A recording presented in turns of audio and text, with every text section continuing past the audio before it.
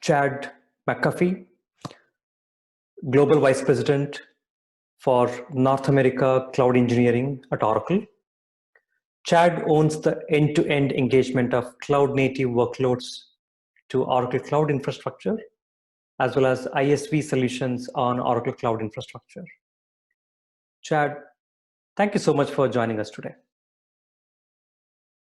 Chad, congratulations on the increasing success of Oracle's Gen 2 cloud infrastructure, the OCI, the Oracle Cloud Infrastructure. From our enterprise customers' perspective, what is the trend for adopting OCI for data centers, decommissioning the traditional data centers and moving to OCI? Oracle's cloud strategy has been focused from the very beginning to tackle some of the most demanding, complicated enterprise workloads. And when you talk about data centers, enterprise customers, the need to, and the fact that all of them are taking a look at their costs and whether it makes sense to adopt the cloud or not. I think, OCI's strategy for tackling those types of workloads make it a perfect place for being able to, to do that and ultimately make them successful.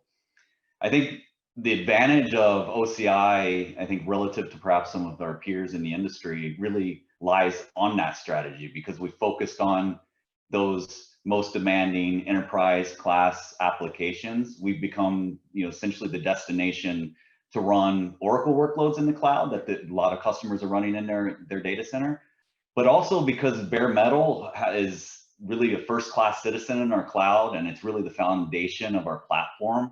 We have the ability to run any on-premise workload the way a customer would expect that they are running inside their data center right now. That bare metal approach has led us not to oversubscribe resources like network and compute. It allows complete isolation. We embrace security principles from the very beginning, such as encryption from rest to when data's in transit.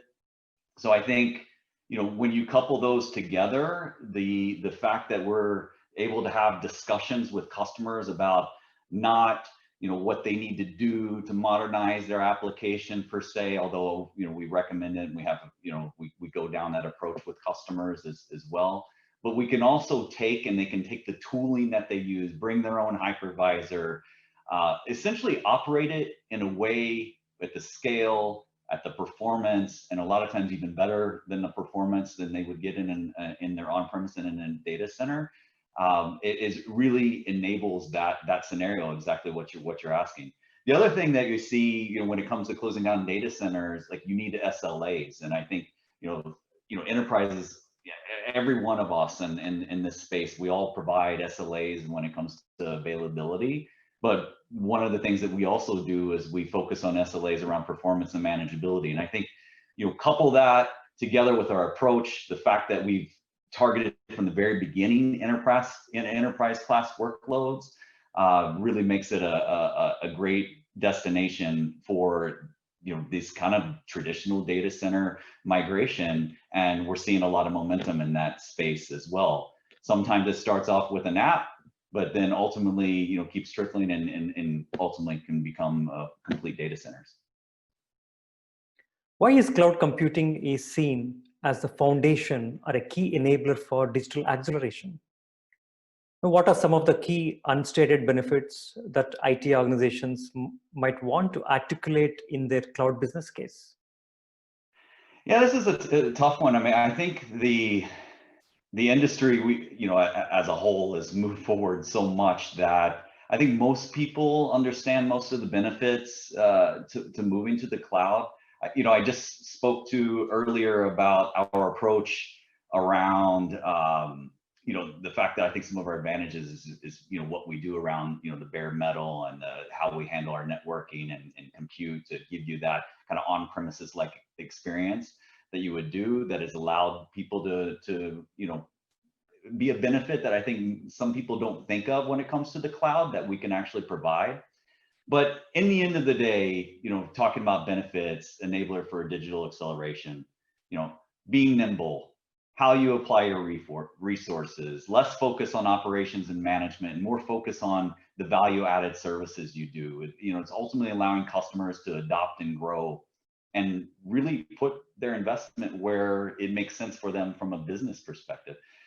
I think it really has come to play when you look at this COVID environment, COVID-19 environment, and just everything that the world is doing. I mean, we've seen customers that have to move at the speed of light, both upwards and downwards. I mean, we've completely new industries, companies that popped up overnight. We've had, companies with certain business models that were, operating and growing, but, literally, like I said, overnight, they've turned into like needing to be able to deliver and scale at ways that they've never, been able to do. Delivery companies, online groceries, to video conferencing, like we're doing, right now. The capacity needs and so forth. But then you have the flip side, industries that, have essentially crumbled in some ways. The ability to be able to use the cloud to adapt to that and right size in a quick way. I think ultimately the cloud has been an enabler of that and will continue to be an enabler of that. I think we've accelerated probably in the recent 9-10 months what it means for cloud as the foundation for that digital acceleration, that ultimately happens. So I don't know if that's many unstated benefits per se. I think they're stated, but I think the importance of some of those benefits have really come to light lately, and I don't see that going away. I think as we go forward, this will become even more and more relevant for people. Chad, business models are fundamentally shifting, and organizations are becoming asset-light. Consumers in general have embraced asset-light culture, whether it is subscription to Netflix or Dropbox, etc. How is OCI designed to enable this consumerization in the cloud infrastructure? Yeah, when it comes to OCI, I mean, we've taken the approach that you should be able to consume it and get started in multiple ways, whatever way you're comfortable with, from free trials to how we manage our POC environments to get customers up and going, to ultimately once customers want to start working with us, how they would ultimately subscribe and the commercialization side of it and how they would ultimately pay and ultimately manage their resources on us. We've tried to make multiple options across the board for people, from paying as you go, where whatever you consume you ultimately use, to be able to get a set of credits that you can apply across all of the different cloud services that we provide, that gives you predictability around the cost. So I think you look at OCI, what we do, there's that subscription style where you pay for what you use, you consume. That's you can also subscribe where what your costs are going to be, and you can plan that. I think a lot of enterprises and various customers also need to plan. I just was on a call with a customer today. They're like, we need to know. He needs to be able to go to his board and say, in 2022, if everything is stable and it continue, the growth we're at, what is our cost going to be for their compute infrastructure or for the cloud? So I think that's a big part. The other side of it is what we're doing around cloud native services, the ability to consume things without needing to build up that infrastructure behind it, even if it's in the cloud. We want to be able to embrace things that require more that you subscribe to it, and that all the infrastructure behind it is provided for you. You can spin up jobs, you can spin them down. I think this all becomes part of that asset light, because it's not just asset heavy or light in in your on-premise or as a consumer, what you do at your home. It's also you don't want to necessarily go and to Netflix or Dropbox and know that you need to spin up all this hardware behind it. You just want to get the service itself. We're doing that across the board for developers, for enterprises, what you can do around analytics, essentially across the board. So I think that's an important piece of our strategy, with the underlying foundation of the things that we talked about, such as I think ultimately world-class compute, networking, storage that's behind it all. But we also want to hide that from our customers where it makes sense. They get the benefits of it, but they ultimately just subscribe to the services. So I think we're approaching it from the how you pay and how you consume and how you sign up to ultimately what services that you can utilize and how you utilize and how you can subscribe to those services as you go. Oracle is investing on high performance computing compared to other cloud vendors and has recently announced the new HPC shapes. How is it helping organizations, and what are the use cases of high performance computing in industries like manufacturing, oil and gas, telco, and retail? And how is it helping customers? I think when we talk about HPC, the very first thing that probably makes sense is like making sure we all understand what is HPC, high performance computing. Some workloads out there like DNA sequencing, crash simulations, all that, they're ultimately too immense, too complex, too demanding for a single, server to process. So HPC ultimately addresses those challenges with, nodes, these, computers working together in a cluster, perform massive amounts of compute in a short time period. I think customers are moving more and more towards that direction as the environment that we live in and operate in is really complex. We can bring in so many more variables into what a customer is doing for drug manufacturing, for example. And I'm sure like take the COVID environment that I mentioned earlier, all the work that's being done on vaccines, like the efforts that's there, what we're doing in the car industry to make cars safer, all of that.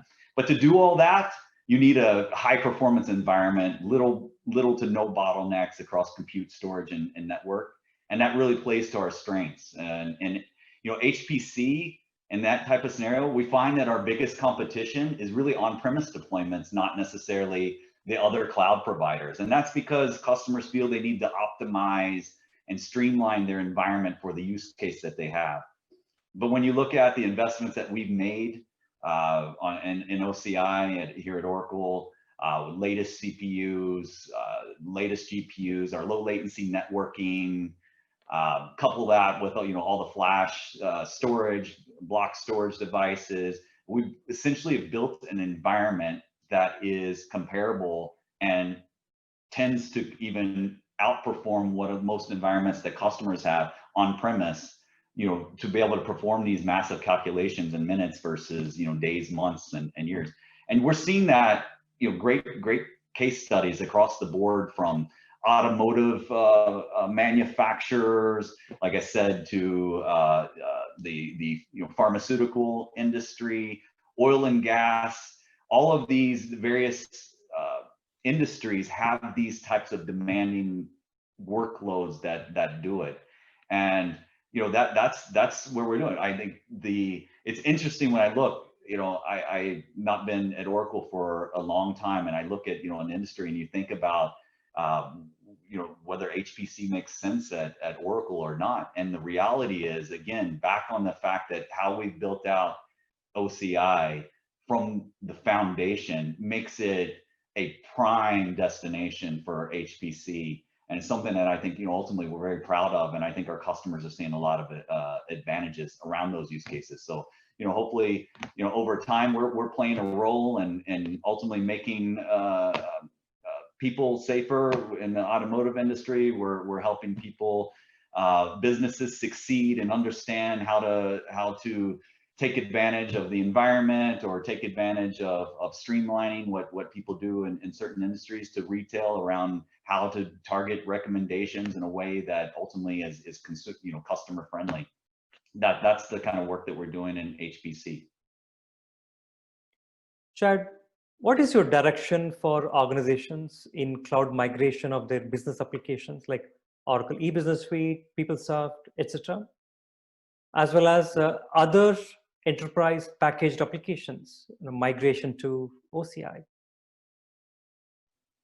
Yeah, when it comes to these enterprise apps, I feel like a little bit of a broken record but I think it comes down to, again, strategy from the very beginning of making OCI be built for, again, the most demanding applications that an enterprise could run. And when you look at these packaged apps, they are the example of some of these most demanding, complex enterprise applications that you need that an enterprise has internally that they need to run to operate, to manage their business, to essentially run their business. And because, again, how we've built out our cloud, where you can utilize these on-premise deployment approach of what you've done, bring your same tools, etc. Our typical path has been to essentially lift and shift and bring these types of packaged apps where customers can operate them and manage them in a lot of ways that they're used to and on-premise, but then ultimately get some of the benefits of the cloud. Whether that's helping them cut down on capital costs and that they have in data centers, to being able to add scale, and whether it's M&A type of work where they need to be able to start integrating applications, bringing that together, where the cloud is a great place to be able to do that. But once they're there, we find customers, kind of the next step is, how do you take advantage of services that are built for the cloud? For example, database services. Do you want to be managing your own database in the cloud? You can do that. But where a lot of customers look at is, how do we utilize some of these services, these more managed services provided by Oracle, running in OCI, to be able to start streamlining where some of your investments from operations are. How do you then take some of the applications that integrate into these packaged applications and start extending them, and then ultimately using containers and microservices and other serviceless type of compute for interfaces that would integrate back into those? So I think it ultimately comes down to what customers want to do. But from the very foundation of it is their ability to take those package apps and have them behave, manage, run like they would expect, what they're used to from an on-premise perspective, into the cloud is step one. And then we work with customers all the time of whether we want to do maybe some modernization or take advantage of some of the other services as we go. And in the long run, even one thing that Oracle brings is that we are also a SaaS provider of some of these types of services as well. So there's interim steps. I mean, enterprises are looking for everything from SaaS, PaaS to IaaS to run these, and ultimately we have those to provide. And packaged apps is a space where we have a lot of momentum. There's no better place to take on an e-business suite deployment than at Oracle and on Oracle Cloud. You have people that know the platform and know the product and know EBS inside and out, and they know how to optimize and get the best out of the cloud in OCI. Chad, thank you for joining us and sharing the insights with us. Thank you.